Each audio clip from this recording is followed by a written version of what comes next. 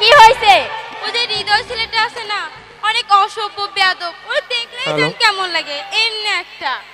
তুই ঠিকই বলছস, ও তো স্কুলেই আসে না, আর যেদিন স্কুলে আসে সেদিন তো পড়াশোনা বাদ দিয়ে শুধু মেয়েদের দিকে ফেল ফেল করে তাকিয়ে থাকে। ওরে দেখে না আমার অনেক ভয় লাগতেছে রে এখন। আচ্ছা তুই টেনশন করিস না, আমি প্রিন্সিপাল ম্যাডামকে কালকে বলবো দেখি কি হয়। আচ্ছা চল তাহলে চল। ও সুরি তোর বাড়ি কনা কুন্টি, নাম না করলে যাবার দিম না সেটি, আমরা বগুড়ার সোল মিচিয়ানা মাথার কাপড় তোল। ভাই আরে ভাই। তুই কি মনে করছিস তোকে আমি ভয় পাই? অসভ্য বেয়াদব কি তোর ইমোজ দেখলে এরকম করতে মন চাই? আর আজকে তুই যদি আমার সাথে এরকম করছিস, আব্বারে বলে তোর নামে মামলা করে দেব। সরাই তো সর। Hello hello hello. Hi hi mama, সি সি সি সি সি সি, আর থেকে মাইয়া মাইয়ের হাতে থাপ্পড় খাইলা। এই চুপ! এই কথা তোরা তিনজন ব্যতীত আর কেউ জানি জানতে না পারে। ওই মামা, ওই মাইয়া তো দেখি ভালোই দেবাক। ওর বেমাগি তো আমি ছুটামু। জিনজি জিনজি, তুমি যে কি ছুটাইবা না সেটা আমরা ভালো করেই জানি।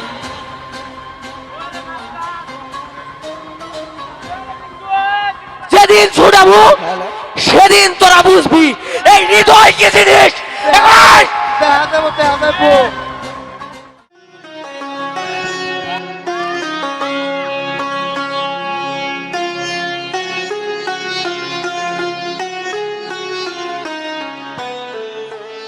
কিরে মা, কি হয়েছে তোর?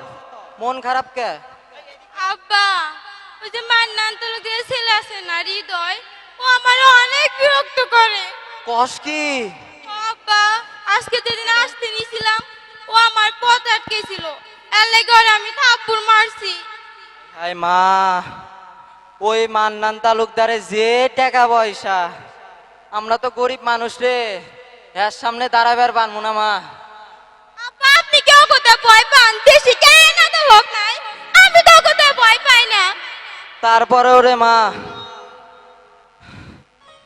মা মরা মেয়ে তুই, একটু তো ভয় হয়। আচ্ছা তুই কিছুদিন স্কুলে যাস না, দেখি আমি কি করবার আমি পারি। পালা করবো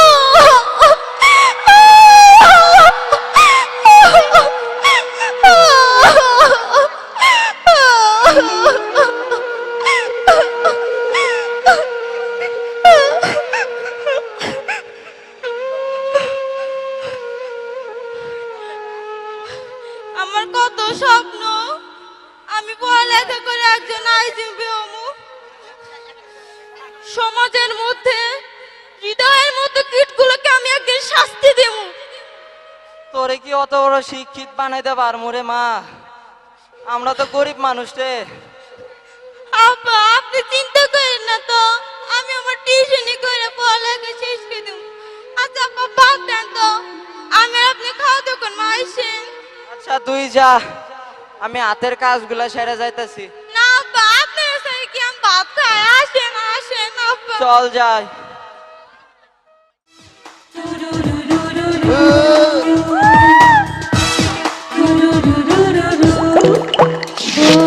আসমানি পা দিয়ে চলছো কেন, চলতে গিয়ে অত টলছো কেন, আবল তাবল কথা বলছো কেন? তুমি লাল পানি খেয়ে আজ হয়েছো মাতাল, আমি বেতাল মেয়েকে দেব কি দিয়ে সামাল? এই বেড়া, তোরা থাকতে আমি পড়ে গেলাম কে? খেলেবার বেশি ধরছে। ঠিক আছে মামা, দেখ মামা কত বড় একটা জৈত্য মামা। দেখ মা, এই বেড়া, ওইটাতে একটা তাল এই মামা আমি তালের রস খাবো। এই বেড়া, তোরা তো তালের রস খাবি, আমি খামু তালের আটি। এই মামা, ওই তালের রস দিতে না মিটার। এই মামা তালের রস দিতে এই বেড়া, রাখ। তালের রস দিতাও না মিটাও না সদ্য মদের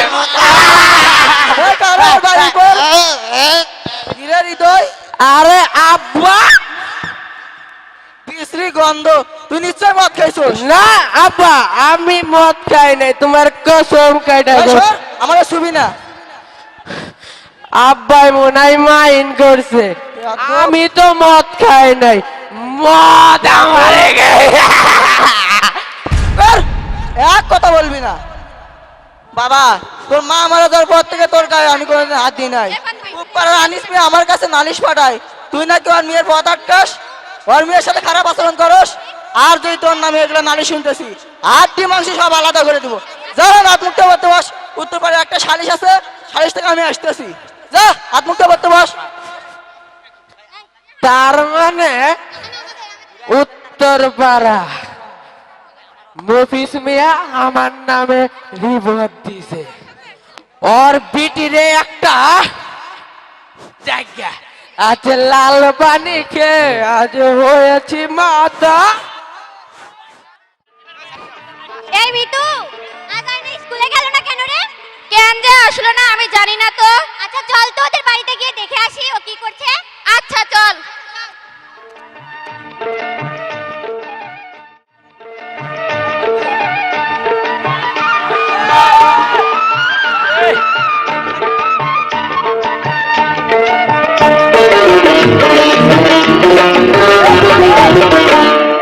গুন গুন গুনগান গাহিয়া নীল বোরা যায় গুন গুন গুনগান গাহিয়া নীল বোরা যায়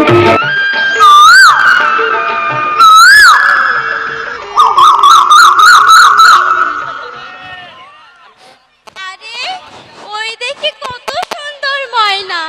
ও ময়না, তুমি কি জানো আমি বড় হয়ে একজন আইনজীবী হব? আরে ময়না, তুমি কথা বলতে পারো না?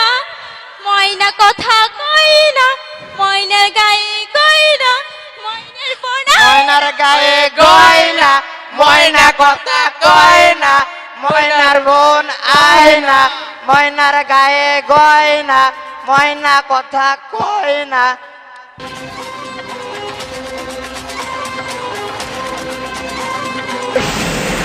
ঠিক আছে ঠিক আছে, ঘোর ঘোর ঘোর।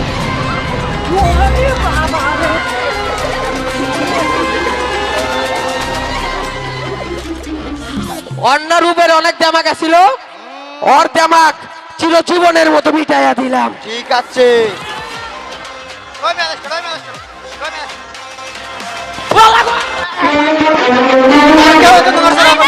তোর কি হয়েছে রে? মামা ওই মামা ছাড়ো।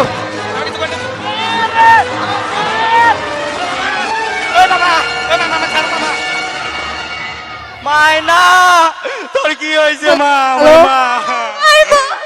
এখানে কি হয়েছে রে? তালুকদার সাহেব দেখেন না, আপনার ছেলে আমার মেয়ের মুখে এসিড মেরে জীবনটা শেষ করে দিছে। তালুকদার কি রে সাহেব, হৃদয়?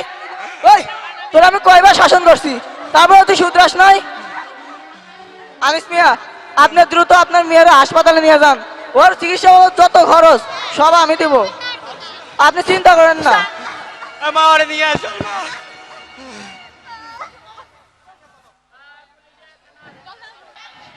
স্যার, আমার ছেলেটার একটু ছেড়ে দেওয়া যায় না? ও একটু মাথার বুদ্ধি কম, রক্ত গরম, ও একটু ছেড়ে দিলে ভালো হয়। আর আয়না মেয়েটা আছে না, ওর চিকিৎসা বাবদ যত খরচ সব আমি দেব। তালুকদার সাহেব, আপনি হয়তো আইন জানেন না, আর তাছাড়া ওরা যে অপরাধ করছে হ্যালো? এর শাস্তি খুব ভয়ানক হবে। বলেন কি স্যার? হ্যাঁ, অ্যাসিড দমন আইন 2002 এ বলা আছে যে অ্যাসিড নিক্ষেপে কারোর মৃত্যু হলে অপরাধীর মৃত্যুদণ্ড অথবা যাবজ্জীবন সশ্রম কারাদণ্ড এবং 1 লক্ষ টাকা অর্থদণ্ড হবে। অ্যাসিড নিক্ষেপের ফলে ভুক্তভোগীর শ্রবণ শক্তি সম্পূর্ণ বা আংশিক হ্রাস বা কোনো অঙ্গ প্রত্যঙ্গ বিকৃত হলে সে অপরাধীকে মৃত্যুদণ্ড অথবা যাবজ্জীবন সশ্রম কারাদণ্ড দেওয়া হবে এবং 1 লক্ষ টাকা অর্থদণ্ড। অ্যাসিড নিক্ষেপের ফলে অন্যান্য অঙ্গহানি এবং আঘাতের জন্য 7 থেকে 14 বছর সশ্রম কারাদণ্ড এসিড নিক্ষেপণের ফলে যদি কারো ক্ষতি নাও হয় সেক্ষেত্রে তার 3 থেকে 7 বছর সশ্রম কারাদণ্ড এবং নগদ 50,000 টাকা জরিমানা ধরা হবে। জনসাধারণের জ্ঞাতার্থে জানানো যাচ্ছে যে অ্যাসিড আক্রান্ত ক্ষতিগ্রস্ত ব্যক্তির জন্য জেলা পর্যায়ে কমিটি গঠন করে আইন ও অন্যান্য সহায়তা প্রদানের বিধান রয়েছে।